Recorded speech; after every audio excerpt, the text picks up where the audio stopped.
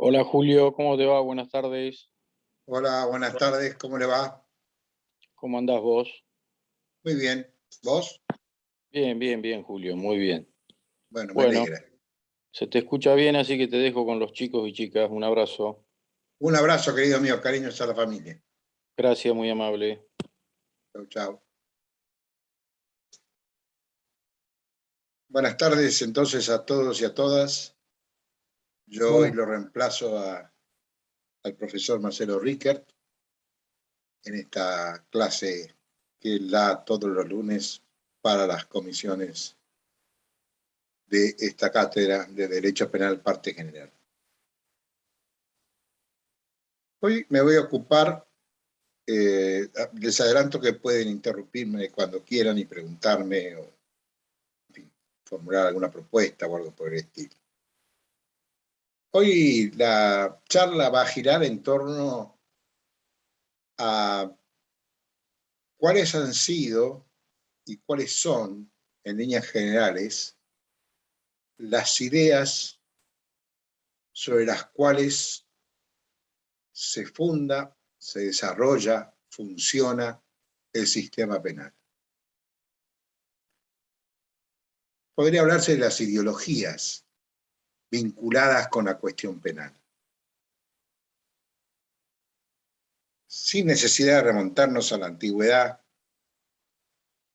Podríamos, para dar un paneo de la cuestión, decir que a partir del siglo XVIII, para aquí, hay un antes y un después en materia de ideas vinculadas con el sistema penal. Todo sistema penal tiene que ver fundamentalmente con el poder. Este es un dato de la realidad, del cual no podemos prescindir, si queremos no incurrir en fantasías. Vuelvo a repetir, todo sistema penal tiene que ver con el poder. Y tiene que ver también con la visión que del hombre tenga el poder en ese momento. Es decir, ¿dónde ubica al ser humano el poder? Fíjense, en tiempos en donde primaba el absolutismo, con reyes absolutos, con señores feudales absolutos, se sostenía que la autoridad de estas personas estaba originada en Dios. Eran elegidos por Dios. Por tanto, y en lo que a nosotros nos interesa, los delitos más graves no eran los delitos que se cometen contra las personas y contra los intereses vitales de otra persona, sino aquellas conductas que tienden a poner en crisis, a transgredir la autoridad. Es decir, los crímenes contra la majestad, por decirlo de alguna manera rimbombante. Coherentemente con esta posición, el enjuiciamiento de este tipo de conductas, así como de las restantes también, no respondía a modelos del debido proceso como los conocemos hoy, sino que respondía a un modelo inquisitorio donde no había posibilidad de discusión ni de defensa ni nada por el estilo, porque bueno, el poder se ejercía en nombre de Dios. ¿Y quién le discute a Dios? ¿Quién cuestiona a Dios? Como consecuencia de esa concepción, el poder, y el poder punitivo en concreto, no tenía límites. Como consecuencia de esa concepción, salvo los que pertenecían a las clases dominantes, los restantes eran seres inferiores.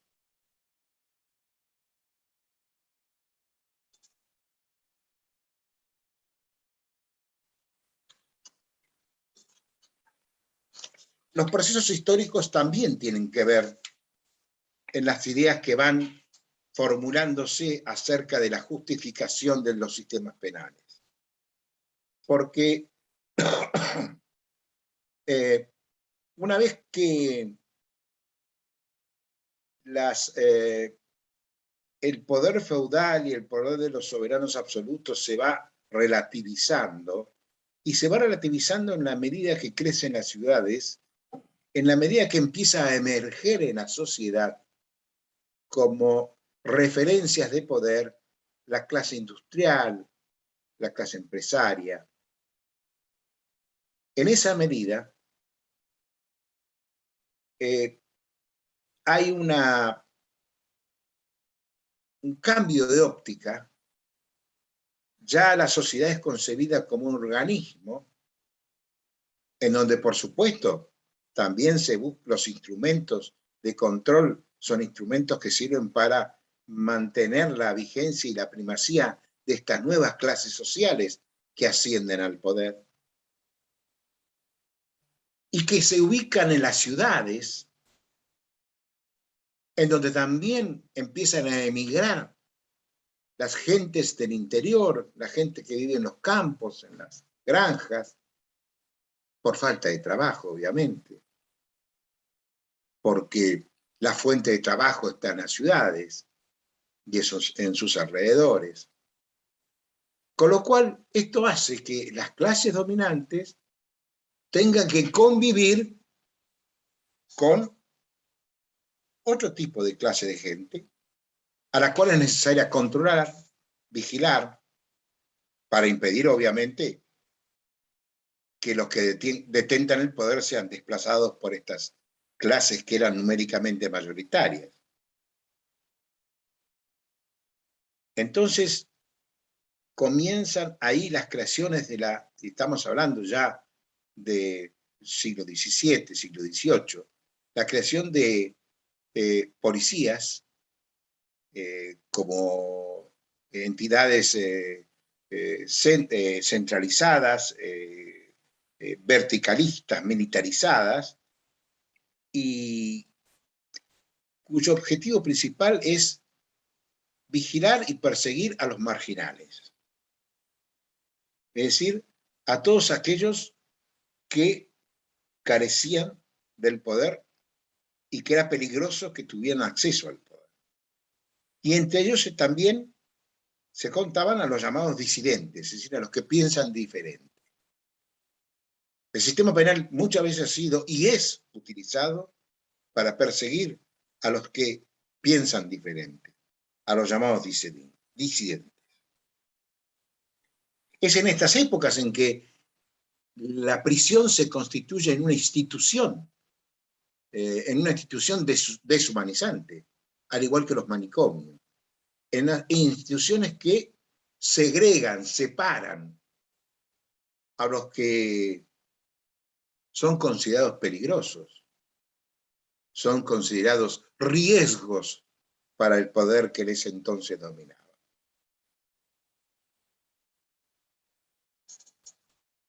Todo esto ocurre por la necesidad de consolidar el poder, ahora ya no de los soberanos absolutos y de los señores feudales, sino de los que forman las clases industrial y comercial, que son los nuevos centros de poder.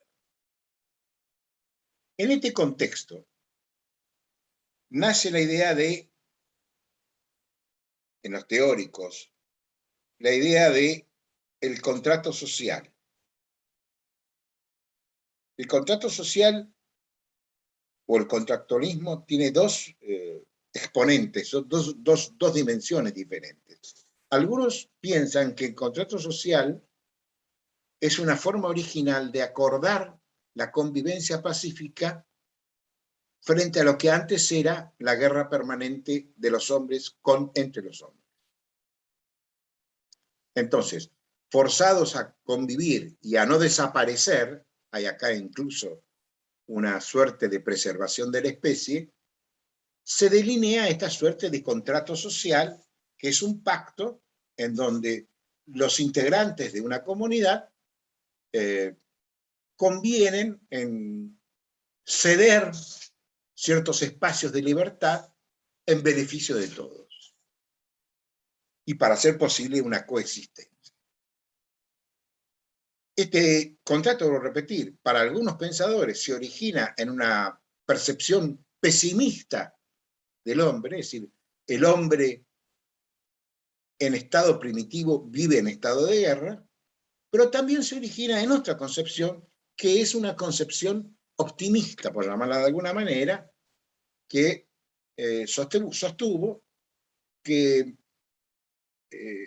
el hombre era pacífico, pero que en un momento dado se vio necesitado para poder convivir con el resto y evitar conflictos, hacer posible la convivencia en paz, establecer un pacto, un acuerdo, donde también se ceden derechos en beneficio de la generalidad, en definitiva en beneficio propio. Los exponentes de... en ambas concepciones siempre está lo que está detrás. ¿Cuál es la idea que está detrás? La defensa de la sociedad, la defensa social. En ambas concepciones giran alrededor de esta idea. Las concepciones duras o pesimistas tienen como exponentes más notorios a Hobbes, a Kant. Las concepciones optimistas, aquellas que ven en el hombre primitivo un hombre pacífico, no beligerante, no conflictivo, tienen su principal exponente, obtuvieron su principal exponente en Locke. Bien, alrededor de estas cuestiones, y ya lo que hace propiamente en el campo penal, surge lo que mal se denomina la escuela clásica, porque no hubo ninguna escuela clásica. Hubo teóricos vinculados con el sistema penal o preocupados por el sistema penal, cuya búsqueda fundamental fue la de ponerle límites racionales al poder punitivo. Es el primer intento sistemático, serio, de ponerle límites al poder punitivo. ¿Y desde dónde se lo ponen? Unos desde digamos, desde las propuestas programáticas, digamos, desde la política criminal, y otros desde la dogmática penal. Desde la política criminal, el exponente más claro, que aún hoy guarda vigencia, que aún hoy es objeto de estudio, es Cesare Beccaria. Cesare Beccaria tiene un libro pequeño, chiquito, pero complejo, que se llama De los delitos y de las penas. Y ahí establece varias cuestiones que tienen que ver con un derecho penal de clara raíz humanista. Beccaria propugna y apoya la necesidad del principio de legalidad, es decir, que tanto el delito como la pena estén previstas en leyes, defiende la proporcionalidad entre el castigo y el daño causado, repudia, critica por innecesarias las penas crueles, la tortura como una herramienta usual para obtener la confesión del reo y poder condenarlo. Postula incluso la derogación de la pena de muerte, en este sentido, con una profunda crítica hacia Kant. Estas serían, y otras, las ideas principales de Beccaria, de Cesare Beccaria, el marqués de Bonesana. Ideas expuestas desde la política criminal, es decir, desde la propuesta en torno a cómo debe ser un sistema penal, sobre qué base se debe construir y funcionar un sistema penal. Desde la dogmática penal de esa época, el maestro por excelencia es Francesco Carrara. Fíjense, ambos son de origen italiano. Con su obra en varios tomos que se llama Programa del Curso de Derecho Criminal. Lo que hace Carrara es volcar a la dogmática los principios liberales sostenidos por Beccaria. Es decir, trasladar desde la política criminal a un enfoque sistemático de la cuestión, un enfoque dogmático para construir un sistema penal.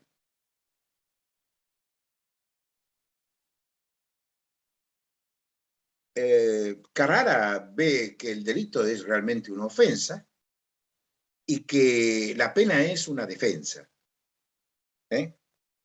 Como siguen vigentes las ideas de defensa social. Es decir, la pena opera como una respuesta defensiva frente a la ofensa causada por el delito. Estas ideas humanistas fueron contrastadas, fueron confrontadas y debatidas hacia fines del siglo XIX y principios del XX por una corriente muy fuerte que tuvo gran influencia en el derecho penal, que fue el positivismo, que en realidad es una corriente en materia penal que viene o que es fruto de una corriente que se impone en el pensamiento científico de la época y que se basa fundamentalmente en la realidad y en la observación de la realidad. Es decir, el único objeto que vale la pena estudiar es la realidad y hay un método para estudiarlo. Hay un método empírico, es decir, el método de la prueba, de la experiencia. Y en ello cobra, en ese método que implica observación y análisis, cobra especial importancia la causalidad, el principio de causalidad. El efecto que causa un resultado determinante es casualmente causa de ese efecto. Y la relación causa-efecto. Este principio de causalidad es para el positivismo la herramienta que le permite una mirada objetiva de la realidad. Ahora bien, en ese contexto, a la dogmática penal se le negaba el carácter de ciencia, porque el saber penal no pasa por no pasa solamente por una observación de la realidad, sino que pasa por la norma, que es una creación cultural, así como lo es el delito. El delito no existe en la realidad. En la realidad lo que existe son conductas a las cuales el sistema las considera delito. Y según las épocas, las considera delitos por diferentes causas o diferentes fines o diferentes contenidos. Pero lo que existe en la realidad son las conductas humanas, no el delito. El delito es un producto cultural. Ahora bien, volviendo a los positivistas.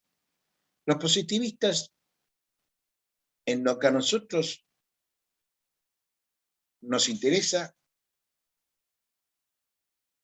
en primer lugar, además de subordinar totalmente al hombre en orden a la sociedad y tenerlo como una mera célula del mismo, es decir, considerar a la sociedad como un organismo y el hombre como una simple célula o parte, creo que una de las ideas fundamentales del positivismo es la negación del libre albedrío o de la libertad. El positivismo piensa que el hombre está determinado a ser como es. Es decir, nace para cumplir, es decir, nace genéticamente marcado para ser lo que deba ser. Malo, bueno, petizo, alto, moreno, rubio, de ojos azules, de ojos oscuros, etc. Todo eso está determinado. También está determinada la propia existencia. El hombre no es libre para el positivismo. Y por tanto, como el hombre no es libre para el positivismo, no hay margen para pensar en la responsabilidad. Porque la idea de responsabilidad pasa, y ustedes lo van a ver a lo largo del desarrollo de toda esta temática, de toda esta materia, la idea de responsabilidad pasa por fundamentalmente la idea de elección. a mí se me hace responsable porque elegí actuar de determinada manera. Y la responsabilidad como reproche, respuesta a una decisión libre. Bueno, los positivistas pensaban no hay decisión libre y por tanto no hay reproche y por tanto la respuesta debe ser la respuesta a quien transgrede, al transgresor, a quien pone en peligro la sociedad, debe ser una respuesta de tipo médico, es decir, una respuesta más bien orientada al tratamiento, una respuesta orientada a considerar a este tipo de personas como hombres peligrosos, es decir, hombres que deben ser neutralizados, separados del resto de la sociedad para no contaminarlo. Y que ellos además no pueden ser otra cosa que lo que son, con lo cual deben ser objeto de métodos terapéuticos, aunque sean cruentos, para poder intentar su reparación, si son máquinas descompuestas. Y cuando no se puede lograr la reparación, bueno, hay que neutralizarlos, hay que hacerlos desaparecer definitivamente, porque no sirven, porque no son útiles. Fíjense toda la cantidad de consecuencias comprometedoras y graves que para la persona tienen este tipo de posiciones.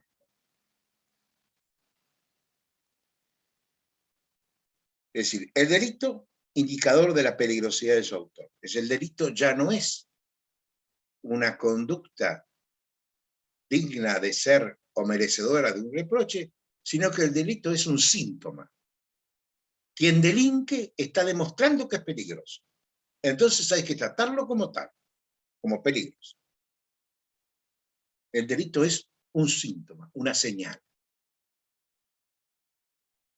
Por eso que en este tipo de pensamientos y de ideas, la respuesta a una persona peligrosa, ¿cuál es? Las medidas de seguridad. Internación, tratamientos obligatorios, terapéuticos, en fin, etc. En esta ecuación de ser peligroso y respuesta, tratamiento, hay en el fondo una alianza entre quien ejerce el poder punitivo y quien ejerce el poder médico. Hay una suerte de alianza entre ambos poderes que permiten entonces poder concebir y llevar a la práctica como instrumentos del sistema penal, ya no a la respuesta penal propiamente dicha, como serían las penas o sanciones, sino a los tratamientos. ¿Los tratamientos para qué?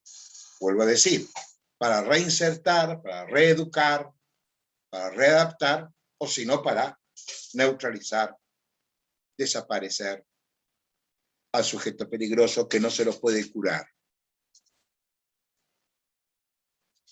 Delincuente igual enfermo. Y enfermo no por su propia voluntad, sino porque el destino lo marca así. Estaba determinado a ser así.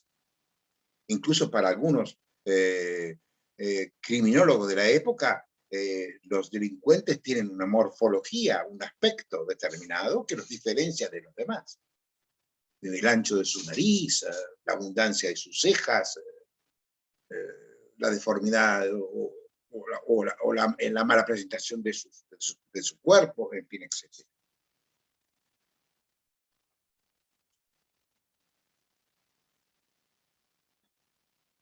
Contra esta corriente positivista que vuelvo a repetir tuvo su auge a fines del siglo XIX, principios del siglo XX, se levanta una reacción en el ámbito de la doctrina penal.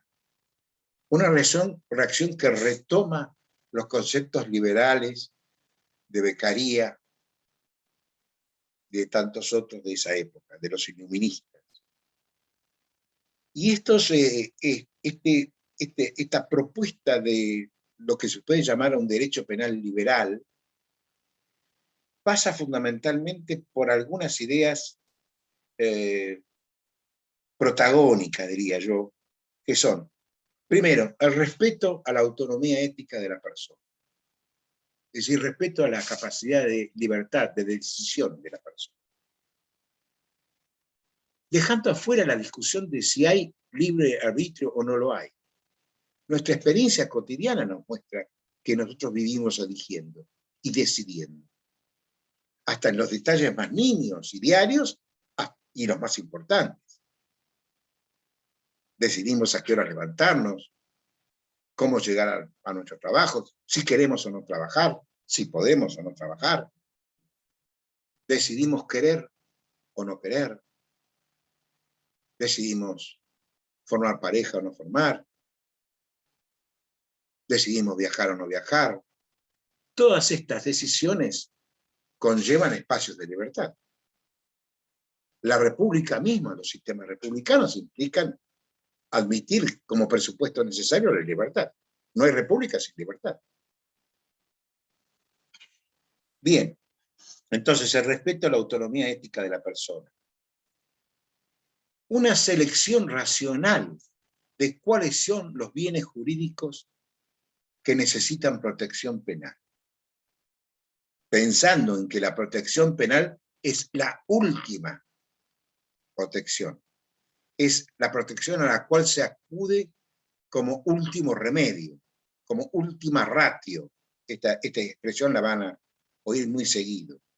Es decir, es la última herramienta de la que el sistema debe valerse para imponer la paz, para imponer una coexistencia en paz.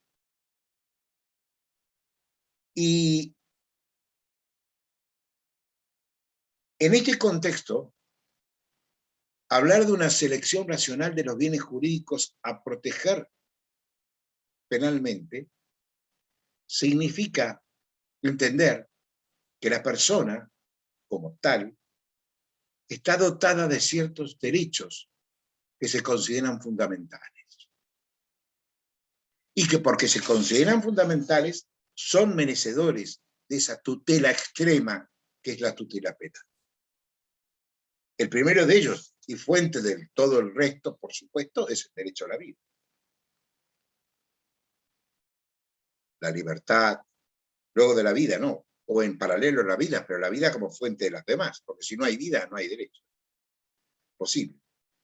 Libertad, dignidad, integridad sexual, honor, patrimonio. Este conjunto de derechos esenciales que constituyen lo que se llaman bienes jurídicos. Y aquí me gusta detenerme y recordar algo que van a volver a ver, que es el concepto de bien jurídico. ¿Qué es el bien jurídico? Para algunos, ¿no? Para otros no. Pero para algunos el bien jurídico es, y esto siguiendo al profesor Zaffaroni y a sus discípulos más queridos, más cercanos a él, que son los profesores Aliaga y Lócar, por los cuales redacta el manual, que es el texto con el cual la cátedra se maneja fundamentalmente. Bien, volviendo a él, Zaffaroni y sus discípulos sostienen que el bien jurídico es la relación de disponibilidad que una persona tiene respecto de intereses o cosas que son vitales para su existencia y para su coexistencia. Es esa relación de disponibilidad. Entonces, desde esta óptica, el delito es toda conducta que interfiere en esa relación, que transgrede esa relación, que la corta, que la pone en crisis. Pone en crisis mi disponibilidad de la vida, pone en crisis mi disponibilidad de la libertad, pone en crisis mi integridad sexual, etcétera, etcétera, etcétera. Bien jurídico, igual relación de disponibilidad entre una persona y un bien o un objeto que es vital para la existencia y coexistencia de esa persona.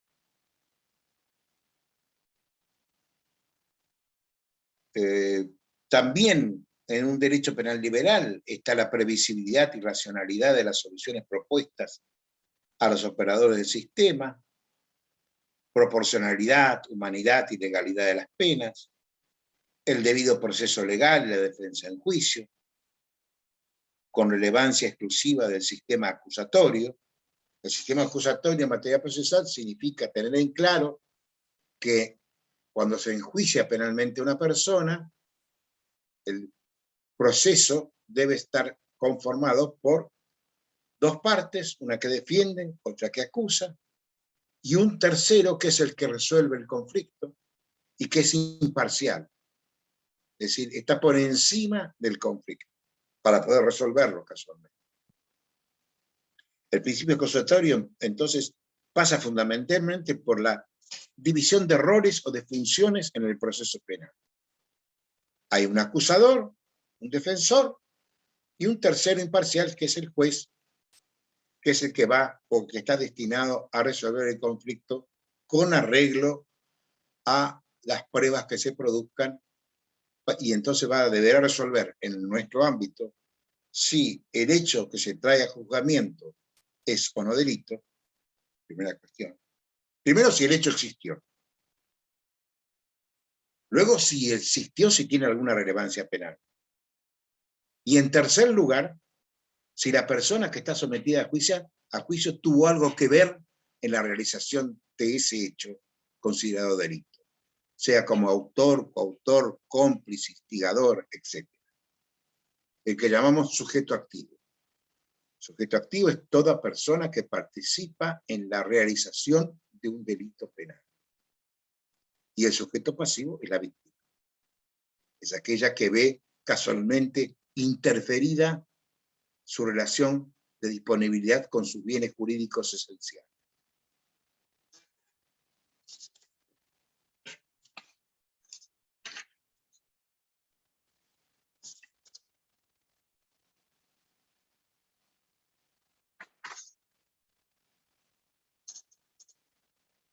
Hay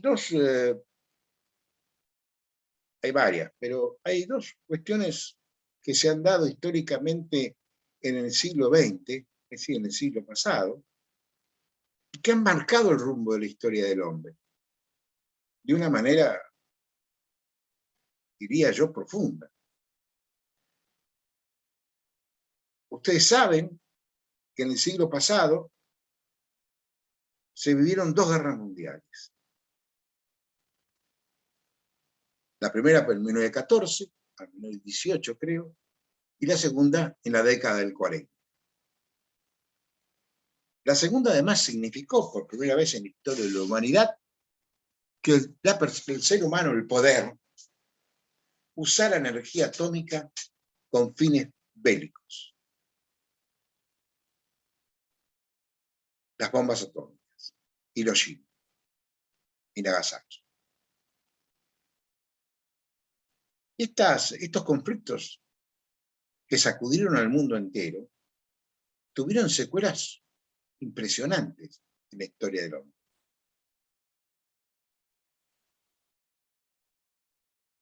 Y en la segunda de las guerras, la existencia de gobiernos absolutistas y autoritarios, en modo absoluto, fue lo que provocó, una de las principales causas del devenir de la guerra, de la existencia de esa segunda guerra. Me refiero al sistema nazi, al sistema de Mussolini en Italia y al comunismo en Rusia, fundamentalmente personalizado por Lenin y por Stalin.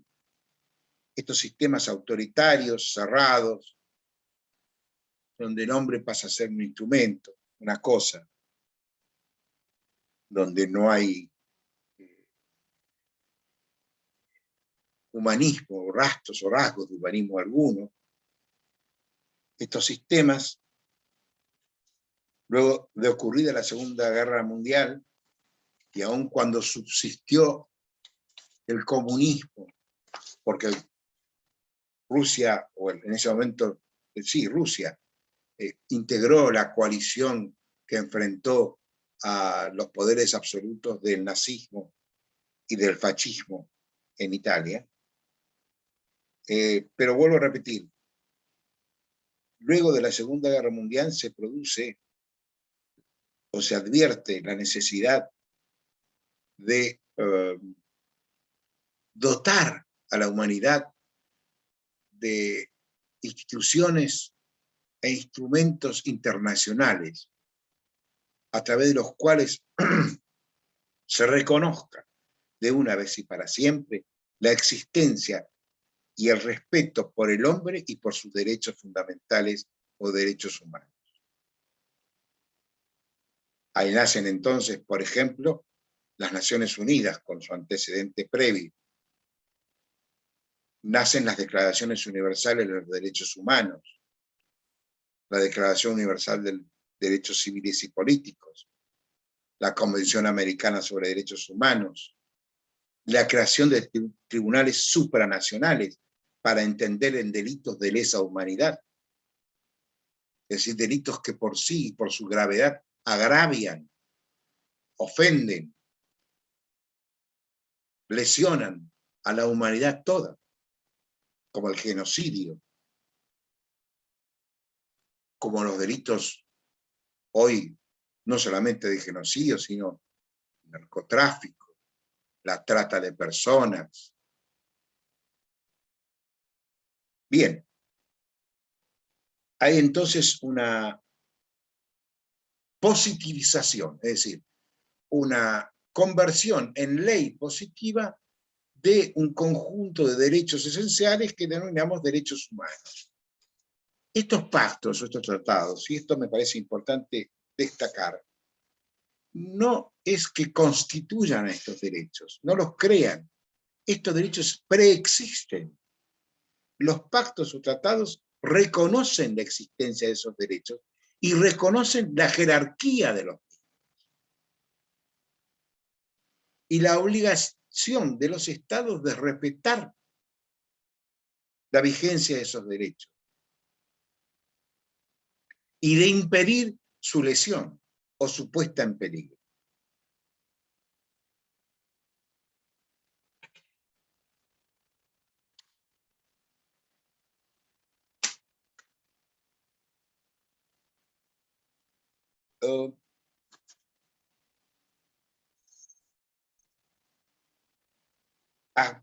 Digamos, en forma paralela a estos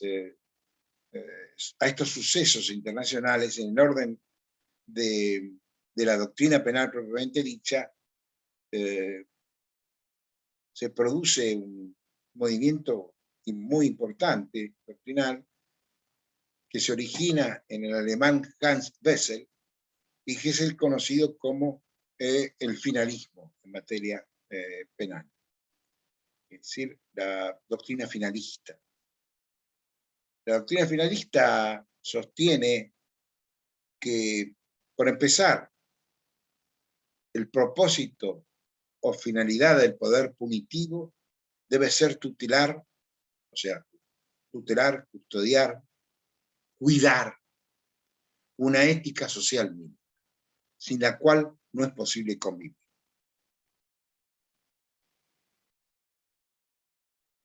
En ese contexto,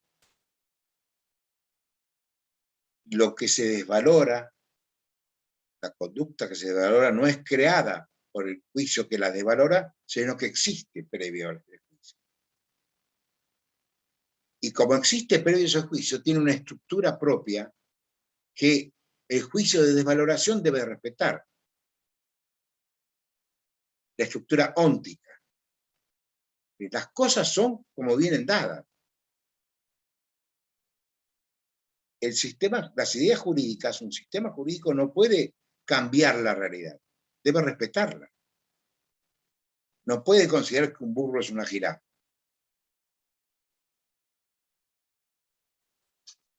O que una persona es igual a un edificio. O que un caballo tiene 5 patas y no 4. Todas estas construcciones basadas en ficciones terminan a la larga siendo construcciones que vienen a poner en crisis a la persona y a sus derechos. El finalismo pone el acento en que deben respetarse las realidades, por tanto debe despertarse a la persona como una realidad y a sus derechos como una realidad. Y reformula la teoría del delito a partir de considerar un análisis del delito que permita su estudio. ¿Para qué? Para proporcionar a los operadores del sistema jurídico penal, fundamentalmente a los jueces, herramientas para poder decidir racionalmente los conflictos puestos a su consideración o juzgamiento. De ahí que esta fórmula que viene elaborada con anterioridad al finalismo y que nosotros la usamos para estudiar el delito también ahora, actualmente, que es considerar el delito como una acción típica, antijurídica, culpable y para algunos punible, como quinta nota, la corriente finalista reivindica la categoría de conducta como una categoría autónoma y base de las restantes categorías. O sea, la conducta es la base, es el dato óntico, es el dato de la realidad. Las restantes son cualidades que caracterizan a una conducta como injusto penal, como delito. Pero la base es la conducta. Luego el finalismo también se encarga de sostener que en el ámbito de la tipicidad, primera cualidad para hacer delito de una conducta es que debe ser típica. Típica quiere decir que debe ser, la conducta debe adecuarse a algún delito en particular. Por eso la tipicidad es una forma concreta del principio de legalidad, es decir, el principio que exige que el delito como tal esté descrito en una ley. Esa tipicidad tiene para el finalismo una estructura compleja, o sea, tiene un aspecto objetivo y un aspecto subjetivo. Todos estos son enunciaciones que ustedes verán en profundidad a medida que se avance en el estudio de la materia. Luego, además de ser típica, la conducta tiene que ser antijurídica. Es decir, debe ser contraria a todo el ordenamiento jurídico. Ya verán ustedes en su momento la diferencia entre tipicidad y antijuridicidad, y también cómo hay o existen escuelas doctrinarias que sostienen que no hay diferencia entre ambas categorías. Por ejemplo, la teoría de los elementos negativos del PIB. Pero no voy a entrar en esto, voy a solamente destacar cómo el finalismo trabajó estas categorías. La conducta como base. La primera nota de esa conducta para hacer delito es que debe ser típica. La tipicidad de una conducta revela una doble faz, objetiva y subjetiva. Además de típica, la conducta debe ser antijurídica, es decir, debe ser contraria a todo el ordenamiento jurídico. ¿Qué quiere decir esto? Que puede ser una conducta típica, pero que puede estar permitida por alguna parte del ordenamiento jurídico. De ahí que las llamadas causas de justificación se estudian en el ámbito de la antijuridicidad y son causas cuya finalidad es excluir la tipicidad. Es hacer desaparecer la tipicidad y por ende hacer desaparecer la ilicitud. Por ejemplo, causar la muerte de otra persona es un delito. Esto nos queda claro. El homicidio. Ahora bien, si el homicidio se causa en el contexto de una legítima defensa, sigue siendo una acción prohibida. Pero dado el contexto excepcional en el que se produce, está permitido. El permiso no anula la prohibición. Porque el permiso consiste casualmente en autorizar lo prohibido.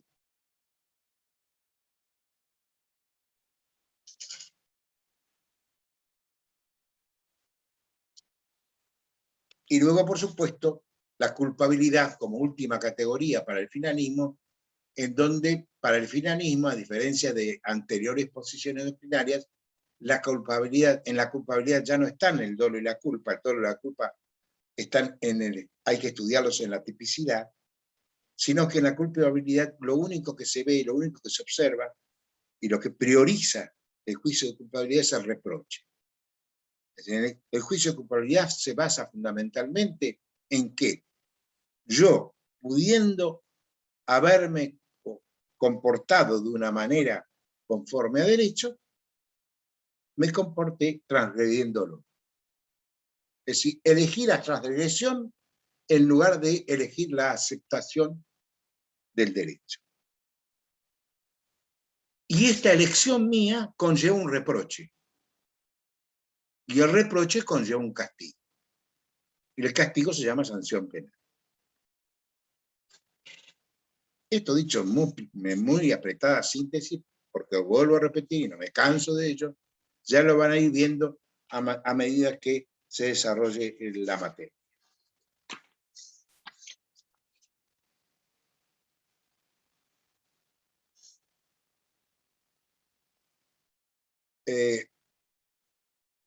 Modernamente también existen,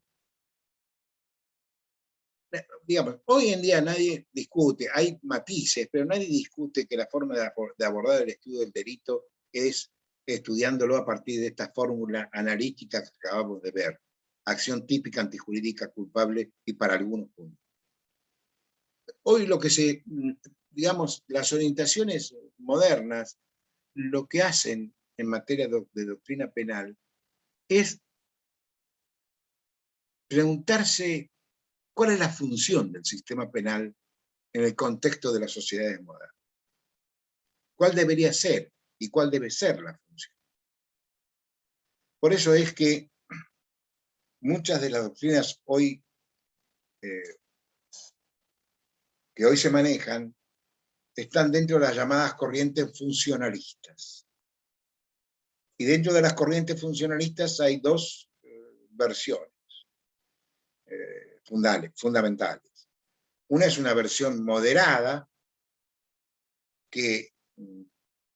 cuyo referente más importante, sin duda alguna, y aceptado por todos, es Klaus Roxin, y otra es una versión radical, extremista, que es la formulada por Günther Jacobs, ambos alemanes. Los planteos funcionalistas suponen que las sociedades operan como organismos distintos de sus componentes y que el sistema jurídico, incluido el penal, debe ser funcional al mantenimiento de los mismos. Y en el caso del poder punitivo, su función es reafirmar la vigencia y la validez de la norma como herramienta de consolidación del sistema. La función del poder punitivo ya no es la protección de los bienes jurídicos, sino que la función pasa por mantener la vigencia del sistema, reafirmar la vigencia de la norma. Y frente a un hecho delictivo, lo que se considera es que el infractor pone en crisis la confianza del sistema normativo. Porque no lo obedece, porque lo transgrede. Entonces, la respuesta o la sanción penal no obedece tanto a que con esa transgresión se haya afectado algún bien jurídico, sino que con esa transgresión lo que se afectó es la vigencia de la norma. Y por tanto la vigencia en la confianza del sistema, en la confianza de la funcionalidad del sistema. Y por tanto es necesario restablecer la confianza del sistema. Y el restablecimiento en la confianza del sistema se da a través de la sanción penal.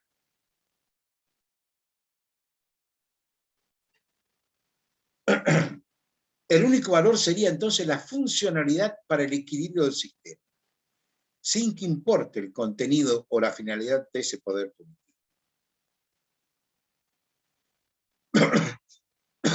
Es más, el profesor Jacobs, ya en el siglo XXI, es decir, en el siglo actual, principios del siglo actual, produce una obra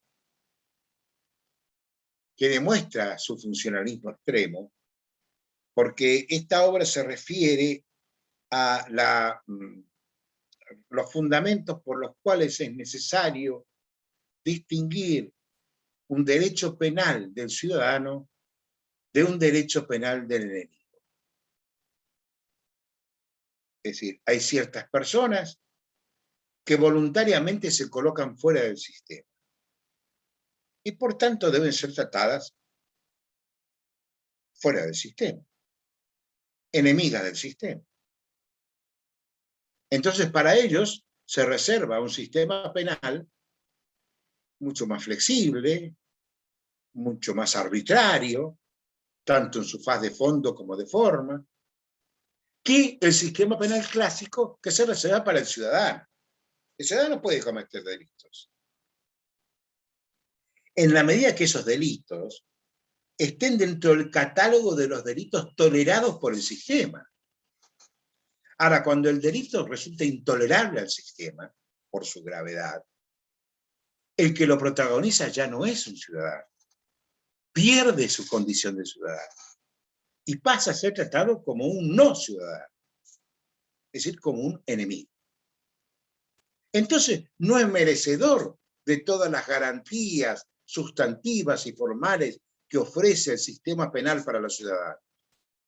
Es merecedor de un sistema penal más riguroso, más inhumano. Casualmente, porque se transformó en enemigo del sistema. Y lo que interesa es mantener la vigencia del sistema, la confianza en el sistema, la confianza en la norma.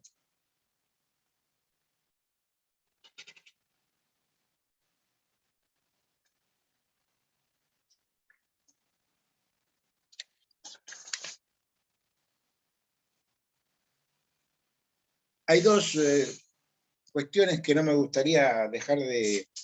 Bueno, hasta aquí. ¿Alguna duda, alguna pregunta, alguna crítica, alguna propuesta? Menos insultos, acepto cualquier cosa.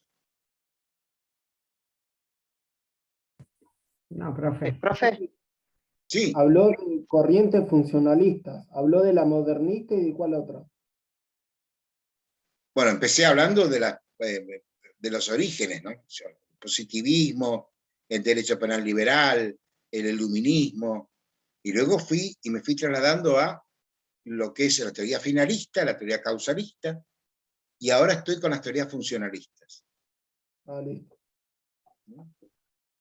En cualquiera de los manuales de derecho penal que ustedes consulten van a encontrar el capítulo dedicado a la historia de las ideas penales.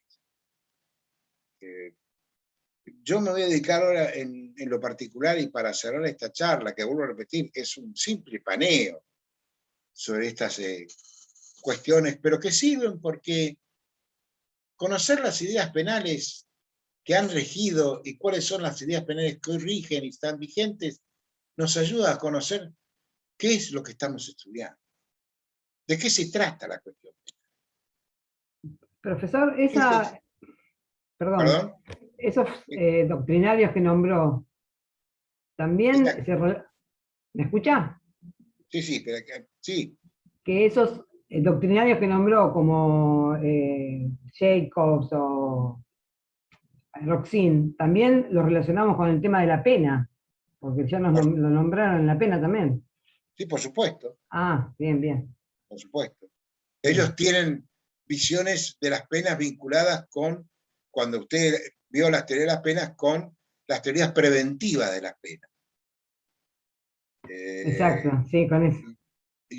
Jacob, por ejemplo, es un exponente de teorías que tienen que ver con la prevención general positiva. ¿Por qué? Porque la prevención general positiva de la pena entiende a la pena como una respuesta orientada a reafirmar la confianza en la norma, reafirmar la vigencia del sistema. Exacto. Es decir, Está bien. el delito, y en esto se recurre a una fórmula nada original porque proviene de Hegel, el delito es la negación del derecho. Y la pena es la negación del delito. Con lo que vuelve a reafirmarse el derecho. Derecho, delito, síntesis, pena. Derecho, vulneración del derecho, restablecimiento del derecho. ¿Te quedó claro esto, señor Pablo? ¿Alguna pregunta más?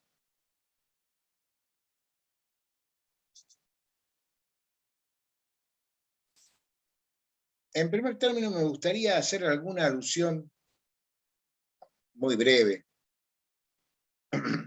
a un pensador italiano contemporáneo,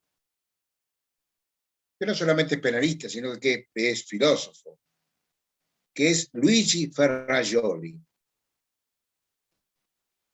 Luigi Ferrajoli, tiene un libro que se llama Derecho y Razón, en donde él propicia la construcción de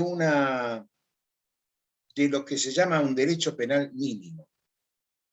Entendió por tal un sistema penal, el sistema penal estrictamente necesario para la mantención de la paz social. Y para evitar males mayores. ¿Por qué?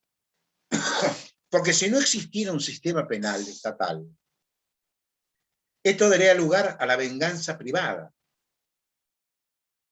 Y volveríamos entonces a ese estadio natural agresivo del hombre contra el hombre, de la guerra de todos contra todos. Para que eso no ocurra, es necesario que el Estado tenga una dosis de poder punitivo. Pero esa dosis debe ser la mínima y necesaria. ¿No vino Enzo? Enzo, déjame afuera, abierto. Gracias. Bueno, disculpen la interrupción, pero era cuestión doméstica.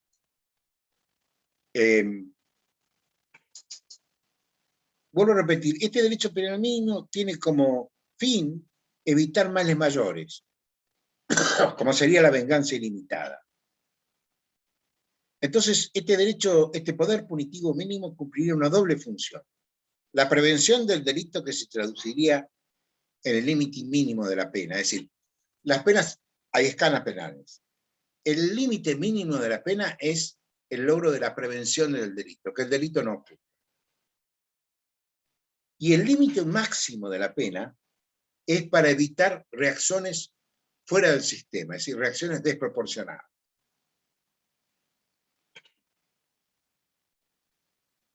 El pensamiento de Ferrajoli, que es profundísimo, tiene mucho que ver con una frase que enunciaron los penalistas alemanes a mediados del siglo XX, en donde decían, y para mi modo de ver con acierto, que la pena o la sanción penal es un mal necesario en una sociedad compuesta por hombres imperfectos. Es claro que si todos fuéramos ángeles, no habría necesidad de sistema punitivo alguno. Creo que lo mismo pasaría si todos fuéramos demonios. Pero somos hombres. Y por tal, somos imperfectos. Y por tal necesitamos sistemas de convivencia, y dentro de esos sistemas de convivencia, subsistemas que protejan, o que por lo menos tengan la finalidad de proteger. Subsistemas que tengan la finalidad de solucionar conflictos. Muchos de los conflictos que se producen a diario en nuestras comunidades son solucionadas por vías no penales, por las vías que ofrece el derecho privado, es decir, el derecho civil, el derecho laboral, el derecho comercial. Son vías de reparación, de restauración. El derecho penal funciona en estas concepciones como última herramienta, ya lo he dicho y lo vuelvo a repetir, como última ratio. Y Ferrajoli lo que hace es construir, acá no tengo tiempo, pero él construye una serie de axiomas, es decir, enunciados, que tienen tanto que ver con el derecho penal de fondo como con el derecho penal formal o procesal. Y ese conjunto de enunciados, conforman lo que él llama el derecho penal mínimo. penas proporcionadas, es decir, la existencia de proporcionalidad. Primero, no hay pena, no hay delito ni pena sin ley previa. No hay delito si no hay conducta previa. Si el delito no es algo que se soporte en el vacío, no es un invento, tiene que tener respaldo en una realidad, y la realidad es la conducta humana. Por enumerar tantos otros. En la faz procesal, el sistema acusatorio, la necesidad del que un juicio que aspire a un derecho penal mínimo debe ser un juicio acusatorio, digamos, regido por el sistema acusatorio, en donde, vuelvo a repetir, hay un acusador, una defensa, una acusación, una defensa, y un tercero imparcial que resuelve el conflicto. La opción de jurados populares para el enjuiciamiento y para la decisión, más allá de la existencia de jueces técnicos, en fin, etc. Luigi Ferrajoli. Y por último, quiero hacer también una referencia a los autores de los cuales nosotros usamos su texto, su manual, como libro de cabecera nuestro, de la cátedra, que son Zaffaroni y sus discípulos Aliaga y Slocar. Ellos tienen una mirada, yo diría, una mirada pesimista del poder punitivo. O parten de una mirada pesimista del poder punitivo.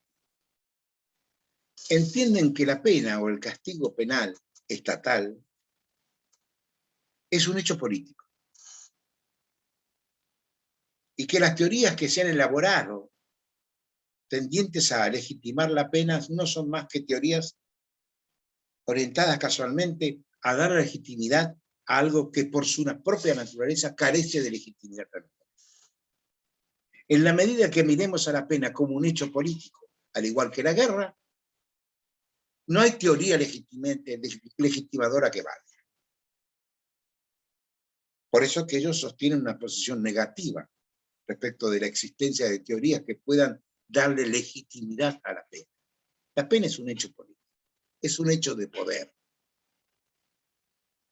según la concepción de hecho. Entonces, no hay teoría que pueda justificarla conceptual, ni justificarla, ni darle un concepto racional a la pena, ni asignándole finalidades que observando la realidad, esas finalidades no existen, no se cumplen, no se verifican.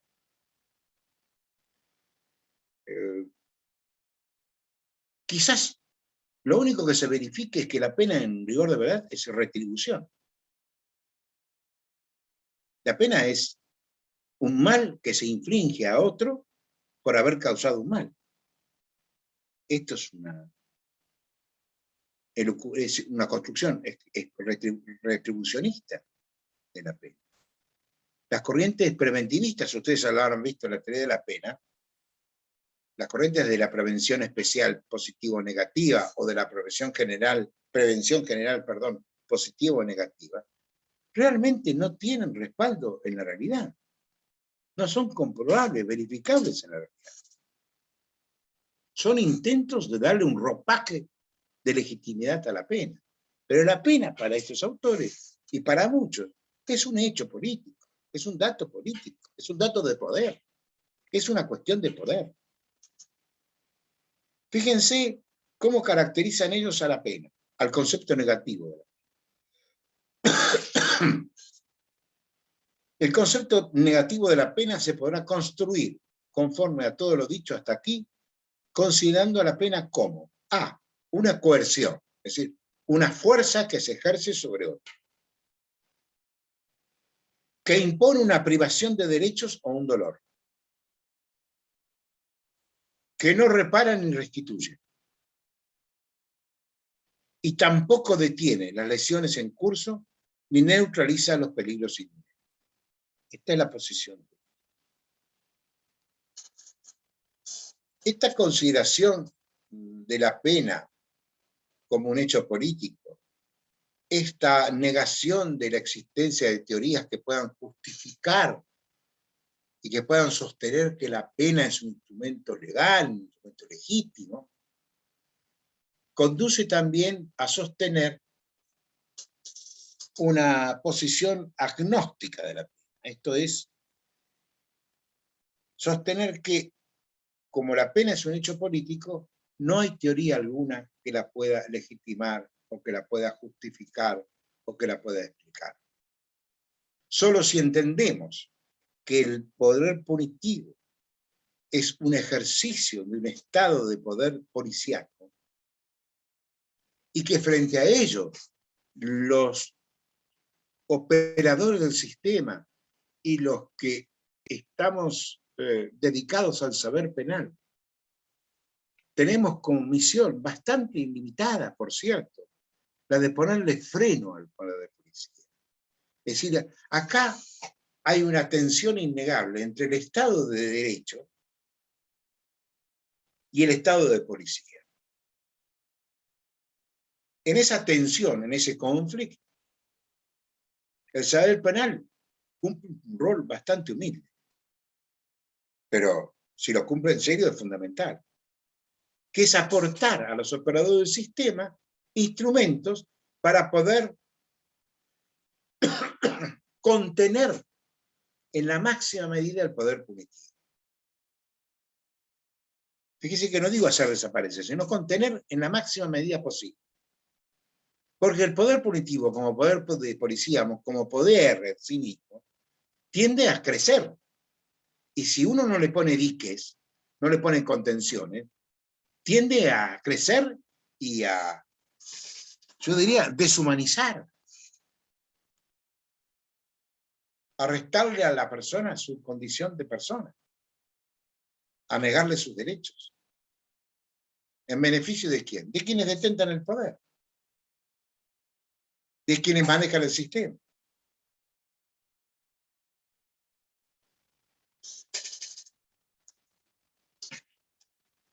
En el fondo creo, y esto hay un trabajo del profesor De Marco que integra también la cátedra nuestra, yo creo que las posiciones de Zaffaroni y compañía tienen que ver un poco con una vuelta a el retribucionismo, es decir, a una visión de la pena como retribución, como respuesta. Y esta es una manera de explicar, no de justificar, sino de explicar la sanción penal. Y de explicarla desde el punto de vista de la defensa de un Estado de Derecho. De intentar darle a la pena, que es un hecho político y por tanto irracional, alguna cuota de racionalidad. Aunque sea mínima, pero alguna cuota. Esta dialéctica, Estado de Derecho, Estado de policía, va a funcionar siempre. Cualquiera sea el nombre que le demos. De un lado va a estar la prioridad del hombre y sus derechos. Y la búsqueda de una convivencia pacífica, respetuosa del otro, de su dignidad. Y del otro lado va a estar el poder, la dominación de unos pocos por sobre muchos. Y esta es la opción. Y no hay otra opción. ¿Alguna pregunta, alguna sugerencia, alguna cuestión que quieran plantear?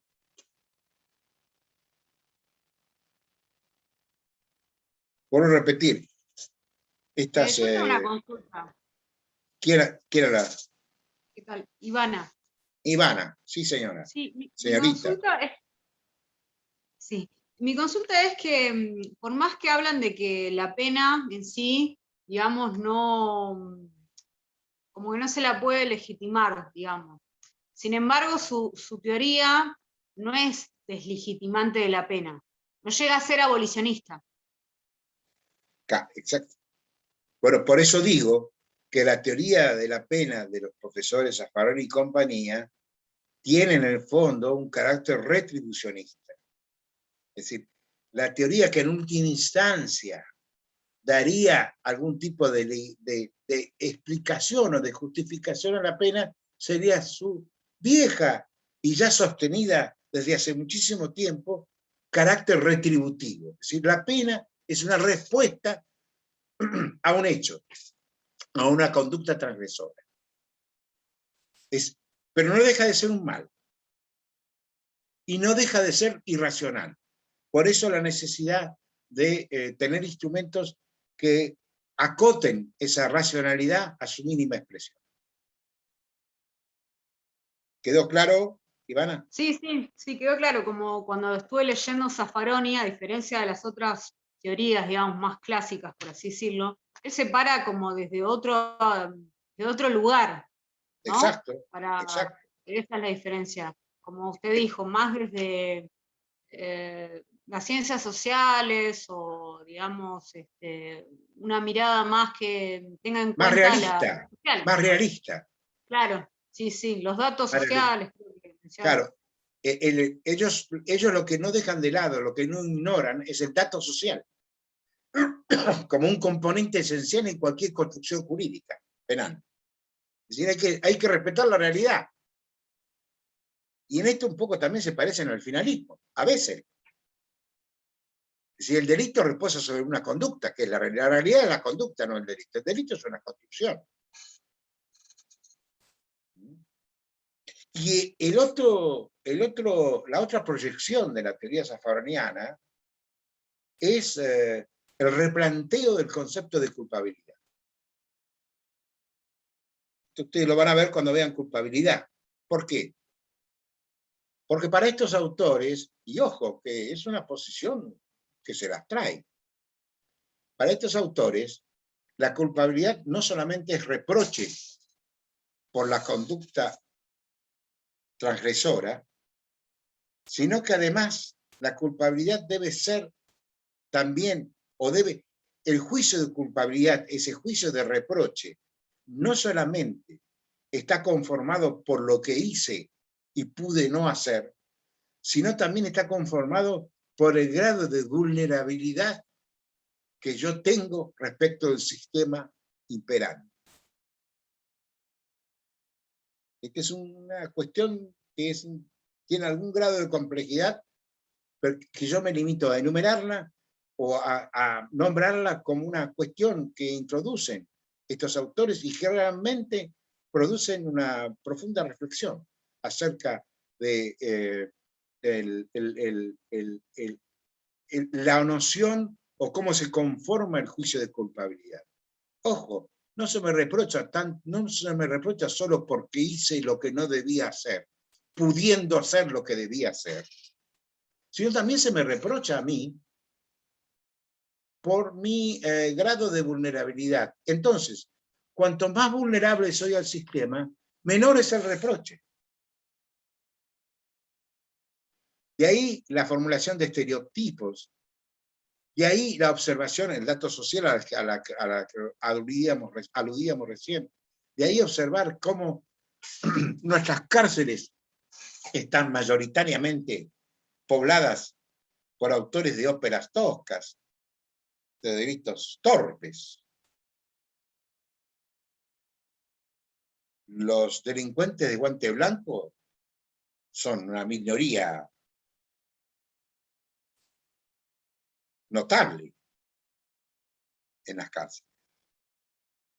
Lo cual esto también pone en crisis la pena de prisión, pero esto ya es otro asunto. Y los fines a los cuales se le adscribe la pena de prisión. En fin, esto daría mucha tela para cortar. Quiero dejar acá y volver a preguntar si tienen alguna otra sugerencia o propuesta, y si no, agradecerles la atención que me han prestado y nos veremos en la próxima.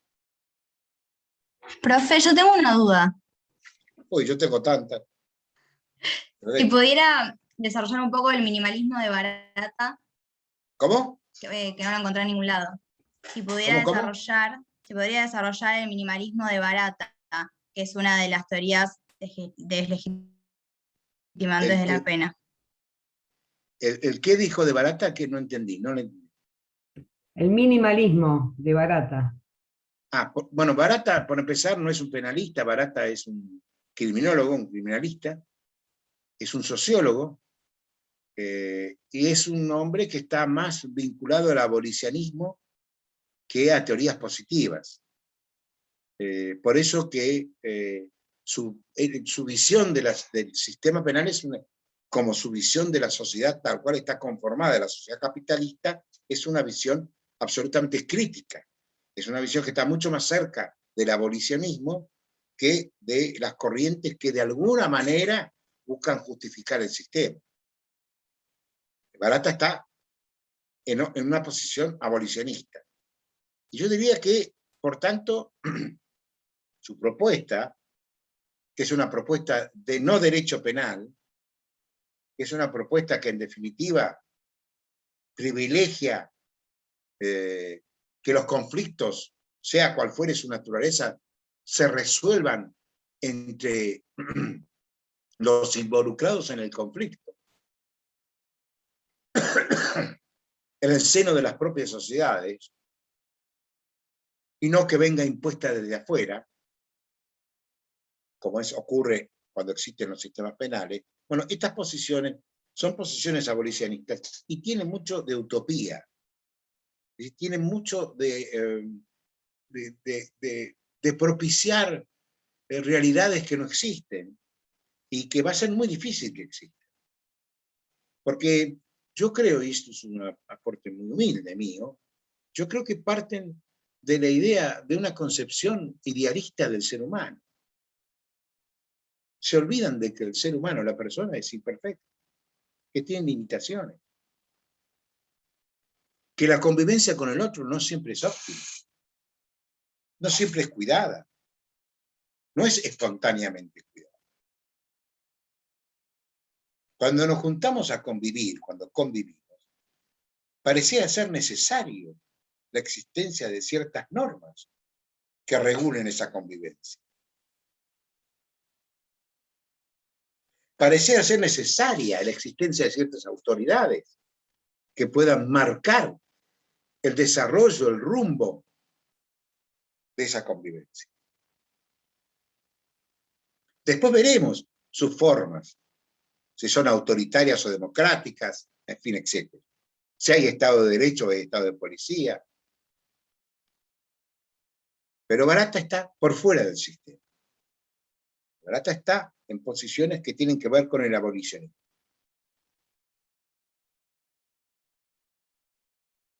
¿Alguna otra pregunta? Perfecto, gracias. ¿Alguna otra pregunta? Bueno, gracias a ustedes. Y De será nada, hasta la profesor. próxima. Muchas Sí, será gracias. hasta la próxima. Hasta luego. Chao, Chao, profe. profe, gracias.